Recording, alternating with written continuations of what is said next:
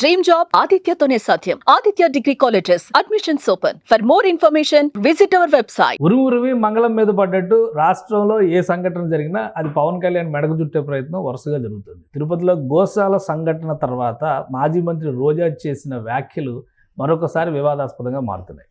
గతంలో పాస్టర్ ప్రవీణ్ చనిపోయినటువంటి సందర్భంలో కూడా పవన్ కళ్యాణ్నే దోషిని చేసేటువంటి ప్రయత్నం జరిగింది. ఇప్పుడు మళ్ళీ గోశాల ఉదంతంలో కూడా పవన్ కళ్యాణ్ని ఆ ఉచ్చులోకి లాగే ప్రయత్నం జరుగుతుంది. దీనికి కారణం ఏంటి, అసలు రోజా చేసిన వ్యాఖ్యలు ఏంటి, ఒకసారి విశ్లేషించే ప్రయత్నం చేద్దాం. మనతో పాటు అనలిస్ట్ చందు శ్రీనివాస్ గారు. శ్రీనివాస్ గారు నమస్కారం అండి. ఏ సంఘటన జరిగినా కానీ అటు తిప్పి ఇటు తిప్పి సనాతన ధర్మ రక్షకుడు అని చెప్పి పవన్ కళ్యాణ్ గారు బ్యాన్ చుట్టే ప్రయత్నం జరుగుతుంది. రోజా గారు చాలా రోజుల తర్వాత బయటకు వచ్చారు. సరే ఏదో రాజకీయంగా ఒక ధర్నా చేసి వెళ్తారనుకుంటే మళ్ళీ పవన్ కళ్యాణ్ గారి మీద చాలా ఘాటుగా రెస్పాండ్ అయ్యారు. ఏంటి అసలు ఆమె ఏమంది, ఎందుకు ఆయన మాత్రమే టార్గెట్ చేస్తారు? యశ్ గారు దీని అంతటి కారణం ఆయన చెప్పి మిమ్మల్ని అదపోతాలో తొక్కపోతే నా పేరు పవన్ కళ్యాణ్ సమస్య నా పార్టీ జనసేన కదని చెప్పి చేశాడు. 151ని 11 సీట్లు పరిమితం చేశాడు. మరి బాధ ఉండదా? మరి ఆ సీట్లు ప్రధాన ప్రతిపక్ష హోదా కూడా లేకుండా చేసి ఆ పాత్ర కూడా ఆయన వహిస్తే బాధ ఉండదు. మరి తొక్కడం అంటే ఈ స్థాయిలో తొక్కడం. ఇక మూడోది, ఈయన రాజకీయాలకే పరిమితం అవుతాడు అనుకుంటే నేషనల్ లెవెల్లో ఢిల్లీలో పోయి కూర్చున్నాడు. ఇది బాధ అనిపిస్తుందా? 100 కోట్ల మంది హిందువులు ప్రతినిధిగా హిందూ సనాతన సాంప్రదాయం అనేది లేవనెత్తుకున్నాడు. బాధ అనిపించదా? మరి ఇన్ని పరిణామాల మధ్య వాళ్ళకి మీరన్నట్టు ఉరుమురిగి అదే సారీ అన్నట్టుగా ప్రతిదానికి పవన్ కళ్యాణ్ సెంటర్ చేయడం అంటే, పవన్ కళ్యాణ్ గారు రాజకీయాల్లో ఆంధ్రప్రదేశ్ రాజకీయాల్లో ఉన్నంత వరకు వైసీపీ అధికారంలో వచ్చే అవకాశం ఏమాత్రం లేదు, కనపట్లే వాళ్ళకి. ఎందుకంటే ఉన్నాళ్ళు 21 మంది కార్పొరేటర్లు ఒంగోలు నుంచి వెళ్ళి బాలినేని శ్రీనివాసరెడ్డి ద్వారా జనసేనలో చేరారు. తిరుపతిలో 6 కార్పొరేటర్లు వెళ్ళిపోయారు. చివరికి నిడదవోల్లో వైసీపీ కార్పొరేటర్ 15 మంది తీసుకెళ్తే మొత్తం మున్సిపాలిటీ కైవసం కందులు దుర్గేశారు. వైజాగ్లో ఇంకో 4 లైన్లో ఉన్నారు. ఇక ఎటు చూసినా రాయలసీమ లేదు, ఉత్తరాంధ్ర లేదు, కోస్తా లేదు, మొత్తం కూడా కనుమరుగైపోయే ఒక ఇది పరిస్థితులు వైసీపీ కనపడుతుంది. మరి ఇంత దెబ్బ కొడతారని వాళ్ళు ఊహించట్లా. మరి ఇప్పుడు రోజా గారు ఇంతకీ రోజా గారు ఆట ఆడుకుందాం ఆంధ్ర ఏదో ఉంది కదా, అయిపోయినట్టు దాన్ని మీరేం ముట్టుకోవట్లేదు కదా, ప్రభుత్వం పట్టించుకోవట్లేదు, దాని ఎదుక స్కామ్ ఉందని చెప్పి ఎప్పటి నుంచో చెప్తున్నారు కదా. డే 1 నుంచి 100 కోట్లు 150 కోట్లు అన్నారు. అదే రోజా, అందుకే ఆమె మాట్లాడట్లేదు, బయటికి రావట్లేదు. ఈ రోజు బయటకు వచ్చి మాట్లాడింది. పవన్ కళ్యాణ్ గారు ఎందుకు వెళ్ళలేదు అంటే దానికి కూడా అదే లింక్ చేస్తారు. రోజా గారు వార్నింగ్ ఇటీవల పరిణామాలు అని కొడుకు విషయంలో కూడా జరిగింది. వెంకటేశ్వర స్వామితో పెట్టుకోవటమే అని అంటుంది. అసలు వెంకటేశ్వర స్వామితో పెట్టుకుంటే ఏందనేది వీళ్ళకి తెలిసినంత ఇంకెవరూ తెలియదు. ఈమె 45,000 ఓట్లతో మెజార్టీ నగర ప్రజలు నువ్వు కాదని చెప్పి అనుకున్నారు. ఈమె రంగులు వేసుకునే వాళ్ళు సినిమా అసలు కార్పొరేటర్ కూడా గెలవడని చెప్పి విమర్శించిన రోజా గారు తిరుపతిలో ఉండి మాట్లాడటం అంటే దెయ్యాదులు వేదాలు వల్లించినట్టుగా ఉంది. ఇవన్నీ కూడా చూస్తూ ఉంటే ప్రతిదానికి ఆయన్ని మార్క్ చేసినంత మాత్రం ఆయనకి గ్రాపేవి తగ్గదు. ఇక్కడ తిరుపతి తిరుమల పవిత్రమైన ప్లేస్లో ఏం జరుగుతుంది? హిందూ పరిరక్షకుడిగా మీరు జగన్మోహన్ రెడ్డి గారిని ప్రొజెక్ట్ చేసుకోవాలన్నా జనం నమ్మే పరిస్థితులు లేరు. మరి ఈ సిచ్యువేషన్స్లో ఏం చేయాలా? ఇప్పుడు అన్ని జిల్లాలు పోతూ ఉంటే ఇక తిరుపతిలో ఉన్న గురుమూర్తి ఎంపీ గారు కావచ్చు, లేకపోతే బొమ్మన కరుణాకర్ రెడ్డి కావచ్చు, చెవిరెడ్డి గారు కావచ్చు, వీళ్ళందరూ ఏది మాజీలు అయిపోయారు. ఒక వ్యక్తి ఎవరున్నారు ఇక అక్కడ కొద్ది గొప్ప గురుమూర్తి ఒకళ్ళు, తర్వాత పెద్దిరెడ్డి గారు, వీళ్ళే కనపడుతున్నారు. వీళ్ళందరూ కూడా లేదు, అవకాశం లేదు. మరి ఈ సిచ్యువేషన్స్ మధ్య ఒకవైపు బీజేపీ పోరాడుతుంది భానుప్రకాష్ రూపేణ, ఇక్కడ మొత్తం వైసీపీ కుట్ర చేస్తుంది. ఒకవైపు టీడీపీ బలంగా ఉంది, ఒకవైపు అక్కడ ఉన్న వైసీపీ జనసేన. ఒకటి ఇప్పుడు ఇన్సిడెంట్ జరిగిన తర్వాత పవన్ కళ్యాణ్ గారు ఇప్పుడు మార్క్ శంకర్ సర్వైవ్ అయిన తర్వాత ఆయన సురక్షితంగా ఇంటికి తీసుకొచ్చిన తర్వాత అన్నా లెజినోవా గారు కూడా వెళ్ళి మొక్కు తీర్చుకున్నారు. అంటే వాళ్ళకి దేవుడి మీద ఉన్న భక్తిని చాలా క్లియర్గా ఎస్టాబ్లిష్ చేశారు.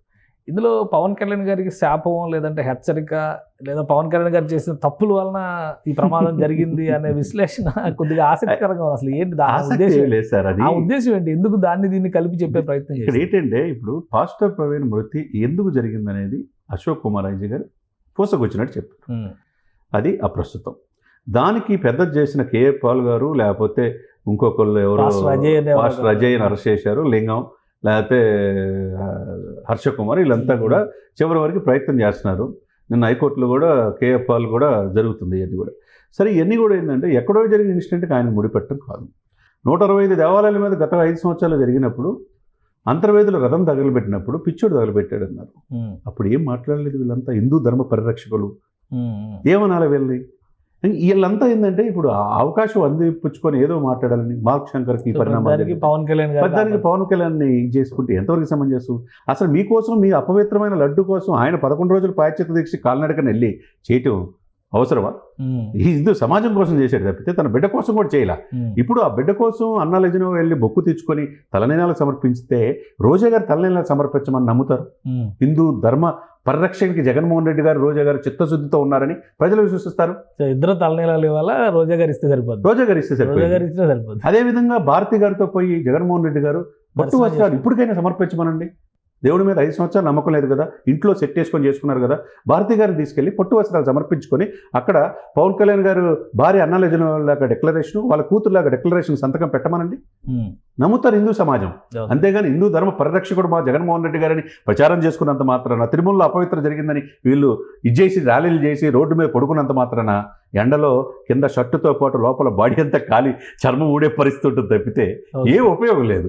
కాబట్టి ఇది కనీసం ఇది మతాల మధ్య కులాల మధ్య చుచ్చిపెట్టే పనిలో మానుకొని ప్రజలకు ఎందుకు 151 నుంచి 11 పరిమితం అయిపోయాము? చివరికి పవన్ కళ్యాణ్ గారిని నువ్వు అసలు అడుగు పెడతావా, నువ్వు అసెంబ్లీ గేటు కూడా దాటలేను అని చెప్పన్నారు రోజా గారు. రోజా గారు వెళ్ళే పరిస్థితి ఏమైపోయారు? ఆమె అసలు గేటు కాదు, ఆమె ఇంటి గేటు దాటి పరిస్థితిలో ఉన్నారు. సరే ఇవన్నీ ఏంటంటే దేవుడు చూస్తూ ఉంటాడు. దేవుడికి అపవిత్రమైతే కలియుగ దేవ వెంకటేశ్వర స్వామి ఎప్పటికప్పుడు వాళ్ళకి ఇచ్చే అవకాశం స్పష్టంగా శుద్ధి చేస్తాడు. No doubt at all. Venkateswara స్వామికి ఎవరు చెప్పాల్సిన పని లేదు, ఆయన చూసుకుంటాడు. చాలా సందర్భాలు ఉన్నాయి కూడా మనం చూసిన సందర్భాలు అనేకం అనమాట. కాబట్టి పరమ పవిత్రమైన తిరుమల తిరుపతి ఆ దేవస్థానం మాటన ఈ రాజకీయాలు చేయటం వల్ల వాళ్ళకే లాస్ తప్పితే పవన్ కళ్యాణ్ గారు చంద్రబాబు నాయుడు గారికి పోయేది ఏమి ఉండదు. రైట్. ఇప్పుడు పవన్ కళ్యాణ్ గారు తిరుపతి పర్యటన రద్దు అవడానికి కేవలం ఆరోగ్య కారణాలే సార్. నిన్న 16th పనగారిగా వీళ్ళు 16th కమిషన్ వచ్చింది. పాపం చేతి నిండా సెలైన్ పెట్టుకొని వచ్చాడు సార్. అది కూడా నటన అంటే మీరు ఇంకా ఏమి నమ్మాలా? పాపం అప్పటికి వచ్చేసి మళ్ళా హైదరాబాద్ వచ్చేసాడు. ఆయన రెస్ట్ తీసుకోమని డాక్టర్లు చెప్పారు. మరి ఆ ఇది మధ్య ఈ రోజు వెళ్ళలేకపోవచ్చు వస్తున్న పరిస్థితి. ఈ రోజు కాకపోతే రేపు వెళ్ళకుండా ఎవరికి ఇవ్వకుండా ఏమున్నాడు ఆయన లెక్క సెటిల్ చేస్తాడు. గబ్బర్ సింగ్ లో ట్రీట్మెంట్ లాగా నిజ జీవితంలో రాజకీయ నాయకుడు అయిన తర్వాత ఎవరికి ఏంది విత్ ఎవిడెన్స్ తో సహా చూపిస్తాడు. ఇప్పటికే సరస్వతి భూముల్లో ఏం జరిగిందో చూపించాడు, అటవీ భూముల్లో సజ్జల రామకృష్ణారెడ్డి ఏం చేశారో చూపించాడు, పెద్దిరెడ్డి ఏం చేశారో చూపించారు. కాబట్టి ఇప్పుడు ఆ యొక్క హిందూ సనాతన కాపాడడానికి అందరికంటే ముందు పవన్ కళ్యాణ్ ఉంటారు. రోజా గారు ఏం భయపడాల్సిన అవసరం లేదు.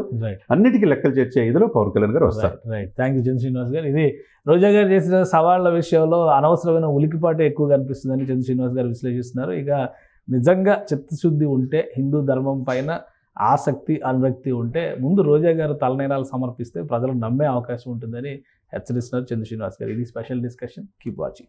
సుమన్ టీవీలో మీ పర్సనల్ అండ్ బిజినెస్ ప్రమోషన్స్ కోసం కింది నెంబర్కి కాంటాక్ట్ చేయండి.